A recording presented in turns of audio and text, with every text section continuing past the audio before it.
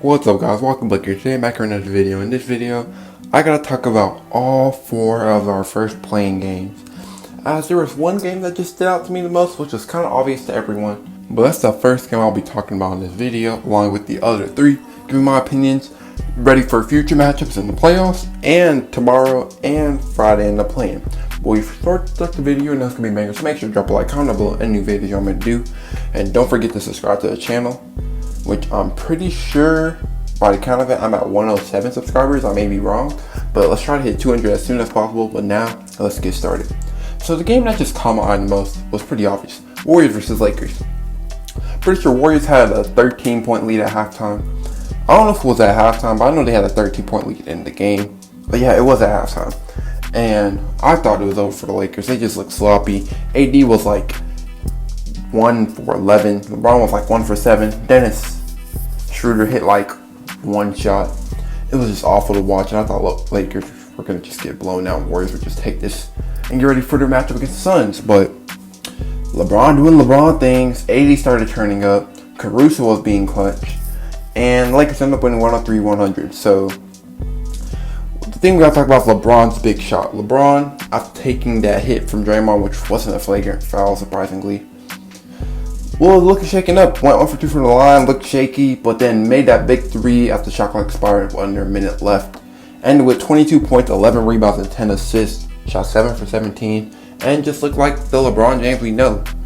He still had a rough first half. If he was able to pick it up earlier in the first half, this could have been one of LeBron's beast games. But I think he was on a minute restriction, as he only played 35 minutes. Or maybe it was just age getting to him, but I'm pretty sure he was on a minute restriction.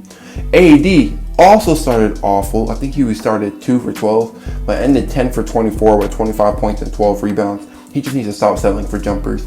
Caruso made so many big-time plays, even though he only had 14 points, 3 rebounds, and 2 assists. If you were watching the game, he was making big-time plays, and it ended up leading to benching Dennis Schroeder to continue playing Caruso at the point guard. And it honestly worked amazingly as he made big-time plays, throwing a dime to AD, hustling for rebounds. He almost had a putback dunk with like 3 seconds left. No, it was like with like 13 seconds left to extend the Lakers lead to 5 points, but Drummond was in the way. Dennis Schroeder was just off. I think he just looked off, but I think he was coming off of COVID. But still, going 3 for 14 in a very important game was just awful to see. Kuzma started hot, cooled off at the end, but it was glad to see him going off. And Curry, man, look at Curry. 37 points and 12 for 23 shooting, going 6 for 9 from the 3. The thing I saw, though, was that literally every play he was getting double teamed. And the fact that he was still able to end up scoring 37 points while getting double teamed basically every play was just amazing to see. Just some of the shots he was making was just absolutely crazy. And for the most part, the Warriors teammates were actually stepping up. Kevon Looney had like 11 rebounds in the first half, only ended with 13 because he didn't play too much after that. But Poole was hitting big shots. He almost had a poster dunk on Bron, but he missed that wide open corner 3 right after LeBron made that deep 3. If he would have made that, the energy may have been shifted, and the Warriors maybe would have won. Bron maybe would have hit another clutch shot, but who knows? But if Poole really would have hit that, but the inexperience for most of the game for Poole just really didn't show us. He was making big time plays. Andrew Wiggins was looking like a beast out there. And the thing I like about the playoffs is how all the starters get to play extended minutes. There's no slowing down for any player. The starters have to shine. And that's what good coaches do. They play their starters extra minutes, make them make big time plays, because every game matters when it comes to the postseason. And then the next game I'm going to talk about is Spurs versus Grizzlies, which is also a really close game. As the Grizzlies had like a 27-6 lead. And then I think the Spurs had like an 18-0 run, but it ended up being 196 Grizzlies. As DeRozan was just ice cold. He had 20 points, but he shot 5 for 21. And that's without shooting a 3. I don't know what happened, but DeRozan really looked like the Frozen out there. It was tough to watch. DeJounte Murray also didn't shoot very well. Went 4 for 17, but also had good defense on John Morant for the most part. And ended with a triple-double of 10, 13, and 11. The guy who was really stepping up for the Spurs and was really keeping them in the game was Rudy Gay. Even though he went 8 for 21, he was making big-time threes when needed. And he was honestly doing pretty good on defense, ending with 20 points and 7 rebounds. The reason why the Grizzlies won this game is 100% because of 2 main reasons. And it doesn't have to do with John Morant. Jonas Valanciunas, who had 23 points and 23 rebounds. Not even that, was doing the small things like containing DeMar DeRozan so he didn't get an easy drive or easy pass to Jakob for an easy layup. And hustling for these tip-back rebounds so other guys can get other possessions. As he had 23 rebounds, but he also had 5 big offensive boards that helped be clutch in the game. Make sure the Spurs didn't get a second possession by securing those 18 defensive rebounds. And then Dylan Brooks just having an amazing game. He had 24 points and shot 10 for 21. But one thing he did was just clamp up DeMar DeRozan. And he was honestly clamping up Curry too before he fouled out. And honestly, if Dylan Brooks is able to continue this and not foul out in the Warriors game, I think the Grizzlies could really pull it off. But my prediction for Warriors-Grizzlies, honestly, I think they gotta go to the Warriors. The only problem with the Grizzlies is that they have literally like no experience.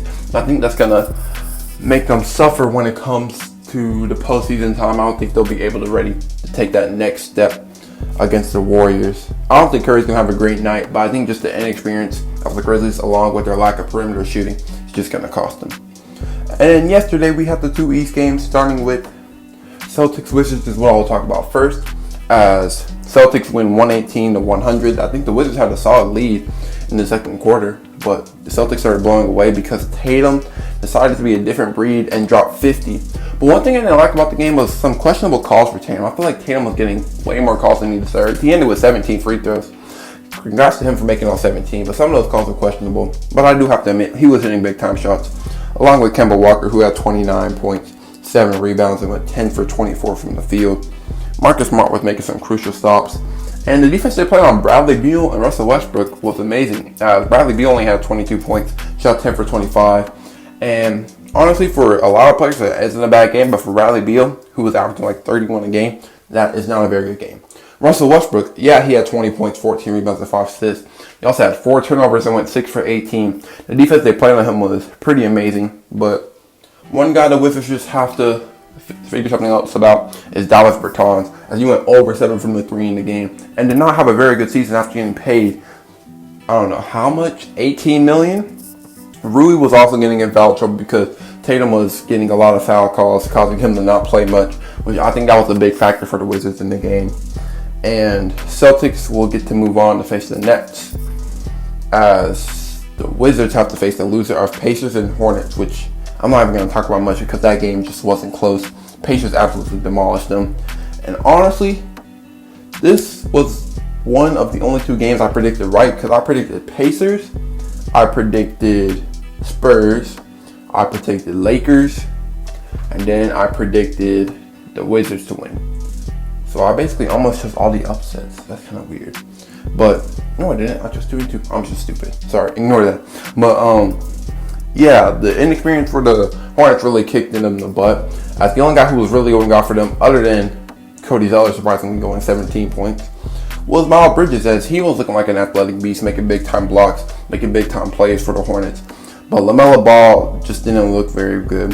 They were missing Gordon Hayward. I feel like that was a big thing, because Gordon Hayward has been a first option on playoff teams, as he was with the Utah Jazz, right? Well, really only for 1 year, but you get the point. His presence was really missed out there. LaMelo Ball, Terry Rozier, they were all struggling. PJ Washington was kind of getting bullied out there by Domantas Sabonis, who only had 14 points, but had 21 rebounds and 9 assists. Oh, and 8 players for the Pacers scored in double figures, by the way. Led by O'Shea Brissett, who was barely even getting minutes on the Raptors last year, was averaging 11 points with the Pacers this year because of a last month surge. And now is going off and playing games, and will now get the chance to face the Wizards, which is clutch. Doug McDermott had like 16 points in the first quarter. He only ended with 21, but he still went 7 for 9, which is super hot. TJ McCollum, he's just been clutch for them off the bench. He had 17 points. Even Goga Badadze and Keelan Martin were having big games for them. And then Malcolm Brogdon looked solid. He still looked kind of rough. It really looked like he was coming off an injury, but he still had a great game of 16 points and 8 assists, shooting 6 for 10. But the weird part is that he could do much better than this, and teams should really be scared of that. As now, for my predictions for these next games, Pacers, Wizards, I'm gonna go with the Pacers, bro. I just got so much impressed from them, and I feel like if they can get their coaching right, things will go really well for them. As long as they can contain Russ and Beal, they should be fine. But that's a tough task to do because I feel like they can only contain one of them and the other will go off. And then as for Warriors, Grizzlies, you heard my prediction. I got Warriors because of experience. And Celtics versus Nets, I feel like the Celtics are going to struggle and probably get swept. Lakers and Suns, I think the Lakers could win in 7, to be honest. Chris Paul will make sure it's a competitive series, but these Lakers are not a 7 seed type team. They're more of like a 2 seed type team. What do you guys think about this video? What do you guys think about the playing games? Make sure to drop a like, comment below any videos you want me to do, and don't forget to subscribe to the channel. Peace out, guys.